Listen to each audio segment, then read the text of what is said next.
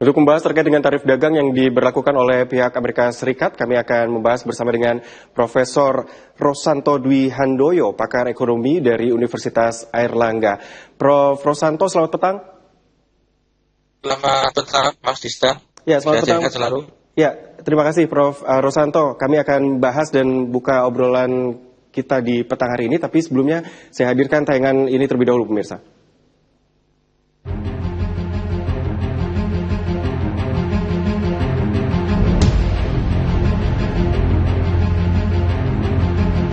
Amerika Serikat mengenakan tarif impor sebesar 145% kepada China. Lonjakan tarif tentu memberikan pengaruh yang besar bagi Indonesia yang merupakan mitra dagang kedua negara tersebut. Pemerintah Amerika Serikat pada Kamis lalu secara resmi menjelaskan bahwa produk impor dari China kini menghadapi tarif minimum sebesar 145%. Mempertegas sikap keras Presiden Amerika Serikat Donald Trump terhadap mitra dagang utama Amerika Serikat tersebut di tengah ketegangan perdagangan yang kian memanas.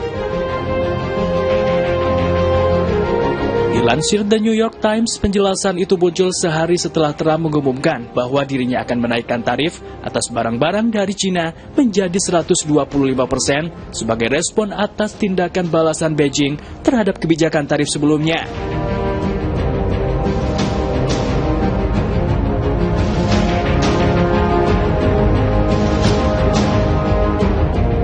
Hal ini tentunya akan berdampak terhadap perkembangan perekonomian global, termasuk Indonesia.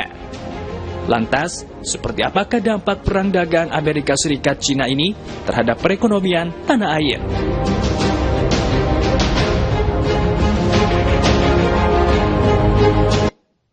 Ya, terkait dengan perang dagang ini, saya bersama dengan Profesor Rosanto. Prof. Rosanto, kalau kita melihat bahwa perang dagang antara Amerika dan China ini masih terus memanas, bahkan angka prosentasenya pun juga terus ditingkatkan oleh pihak Amerika Serikat.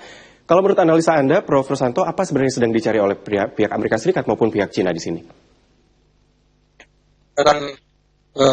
Ini harapan Amerika gitu ya. Selama ini Amerika ini berdagang dengan China nggak pernah surplus gitu. Selalu defisit, dan defisitnya itu cukup besar. Bahkan lebih dari 1 triliun US dollar, padahal PDB kita saja 1,4 triliun US dollar. Nah, ini defisitnya Amerika terhadap China ini sekitar 1 triliun dolar lebih gitu. Dan ini bukannya defisit itu bukannya turun gitu ya dari tahun ke tahun, malah semakin meningkat gitu.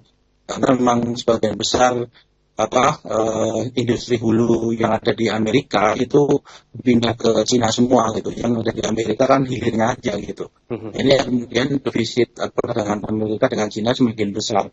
Dan ini menurut Amerika gitu ya, yang menjadi penyebab Amerika selalu mengalami twin defisit gitu ya. Twin defisit ini artinya defisit tunggal. Defisitnya ada dua ya, defisit neraca perdagangan dan juga defisit government budget, anggaran pemerintah. Nah, kedua defisit ini yang kemudian membuat Amerika ini goyah gitu ya. Amerika ini ingin dagangannya dengan dunia merasa harus lebih fair trade gitu ya, lebih adil gitu.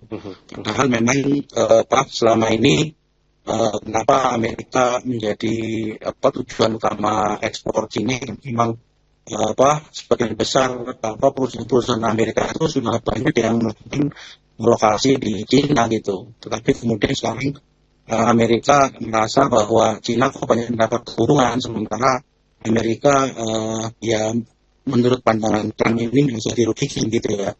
Defisitnya semakin lama semakin besar, sehingga kemudian mencoba membangun gitu dengan memberikan tarif yang tinggi gitu supaya menurunin defisit perdagangan Amerika terhadap China itu kurang gitu. Baik, tapi kan juga ini akhirnya berpengaruh ke negara-negara lain termasuk juga Indonesia, Prof. Sebenarnya kalau analisa Anda sendiri, pengaruh apa yang paling besar terhadap Indonesia dari perang dagang antara Amerika Serikat dan China ini? Ya, dua negara ini kan kategori dalam ekonomi itu kan ekonomi gitu ya. Negara kategorinya negara besar. Mereka kedua negara ini semua negara menjadikan Amerika sebagai negara tujuan utama ekspor gitu. Dan selama ini neraca perdagangan paling besar itu ya di kontribusinya adalah dari China kan gitu, 25-30% perdagangan dunia ini dari China. Sehingga kalau dua negara yang besar ini turun, otomatis semua negara kena dampaknya itu, termasuk Indonesia itu.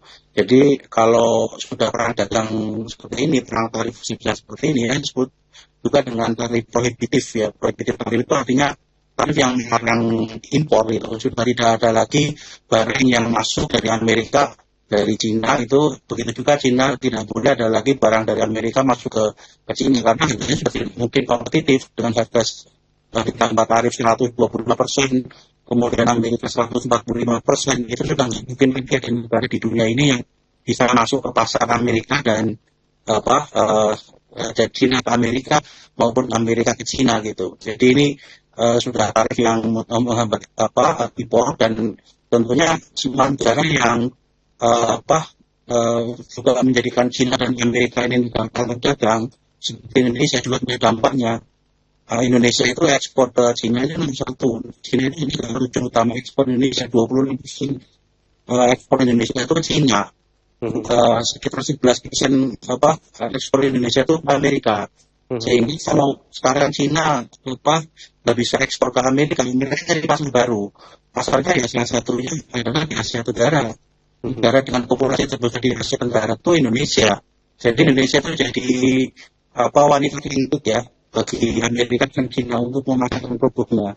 Kita Amerika nggak bisa masuk ke Cina, otomatis lari ke Indonesia. Cina nggak bisa masuk ke Amerika, otomatis salah satunya juga lari ke Indonesia. Cuma memang ekonomi Indonesia tidak sebesar Amerika atau tidak sebesar Cina, jadi juga terbatas juga. Ini ingin memasarkan produk kita. Sehingga kita ini berada di himpitan negara besar ini. Dan kita kalau melirik melihatnya ke Indonesia. Indonesia menjadi saksi bagi semua negara yang ingin masuk ke pasar Asia Tenggara lah gitu. Ya, tapi pengaruh di Indonesia sendiri, Prof, sektor-sektor mana aja nih yang nantinya juga akan cukup terdampak, mengingat tarif dagang ini juga akan diberlakukan untuk Indonesia gitu, meskipun sempat mengalami penundaan juga. Ya, memang semua akan terkena dampaknya ya, dengan adanya seperti ini ya. Kalau kita lihat kita kena dampak dari Amerika 32% gitu ya. Otomatis kita juga ya syukur-syukur sih tidak, ini tim negosiasi yang besok berangkat ini tidak sampai terjadi gitu ya. Tentunya ada take and give gitu. Nah tentunya kalau Amerika dan Cina terkena perdagangan seperti itu ya, kita akan kena imbasnya, seperti mungkin produk-produk pertanian yang selama ini masuk ke Cina gitu dari Amerika itu otomatis akan masuk ke kita. Jadi padahal kita ini dianggap negara yang cukup protektif untuk produk-produk pertanian gitu. Nah ini juga selama ini nggak bisa masuk untuk produk-produk misalnya seperti elektronik, otomotif gitu ya, termasuk tekstil dan lain sebagainya, nggak sekarang otomatis mengalihkannya ke Indonesia gitu. Nah yang perlu mungkin diwaspadai dari kita itu jangan sampai ada trade deflection gitu ya.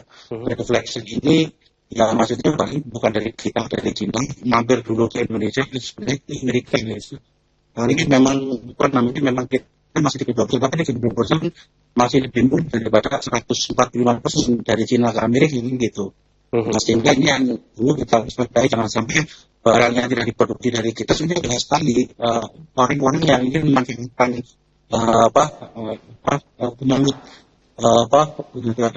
kebutuhan Indonesia seperti sekarang ini gitu. Melihat Indonesia masih bisa masuk ke Amerika, Indonesia masih lebih. Jadi ya CFV itu alternatif yang diberikan oleh Amerika kepada negara-negara berkembang dengan tarif yang murah, sampai 50% ya untuk pembangunan di negara berkembang. Jadi kita ini ekspor ke Amerika itu masih mendapatkan fasilitasi GSP, General System Preference. Jadi produk-produk kita masuk ke Amerika itu masih murah gitu, dengan tarif yang cukup rendah gitu, sampai 5%. Tapi kalau nanti 32% diimplementasikan otomatis GSP tidak berlaku lagi kan gitu. Tapi dibanding dengan Cina ke Amerika 145%, lebih baik dikit 32% dari Indonesia ke Amerika, sehingga ini yang perlu diwaspadai. Oke, mudah-mudahan tim yang berangkat untuk negosiasi bisa membuahkan hasil yang positif untuk Indonesia. Prof. Rosanto, terima kasih sudah bersama kami di Update Petang. Kita jumpa lagi lain waktu, Prof. Sehat selalu. Ya, terima kasih, sehat selalu. Terima kasih.